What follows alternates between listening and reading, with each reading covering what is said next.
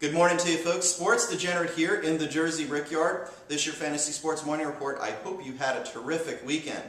You know, somebody was complaining that my t-shirts did not have enough personality, so I went all out for today's report. Not only are we wearing purple, but there's a superhero on this shirt as well, so become mesmerized by this report.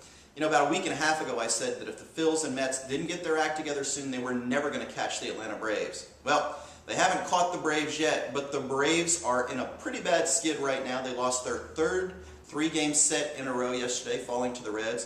Before that, they dropped a three-game set to the Marlins and the Nationals. So while they are skidding along, the Philadelphia Phillies have been winning 8 of their last 10 games, only 2.5 games back, and looking like a very tough team. Some bad news for them, though.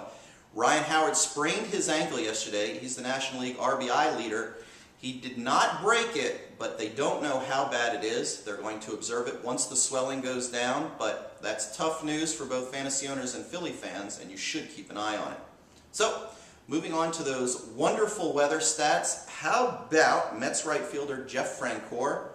Well, he's an unlikely candidate. He has been very bad during his last 10 games. He's batting an almost invisible 148, but as the Mets head to Atlanta, his weather stats are actually looking very good, believe it or not. Francoeur, who's only managed 4 hits during his last 10 games, bats .098 over his career .268 batting average with the 5-mile-an-hour winds forecasted for Turner Field. Now, on the flip side, Toronto catcher John Buck has been batting .300 during the course of his last 10 games. Now, Toronto's not really a factor, but they're heading into the jaws of the Bronx and the Yankees, who are desperate to hold on to their one-game lead over the Tampa Bay Rays. Buck's weather stats are not looking good in the Bronx at all, and the Yankees' pitching is always tough. As a matter of fact, Buck bats .080 under his career .239 batting average with the 79 degrees forecasted for Yankee Stadium.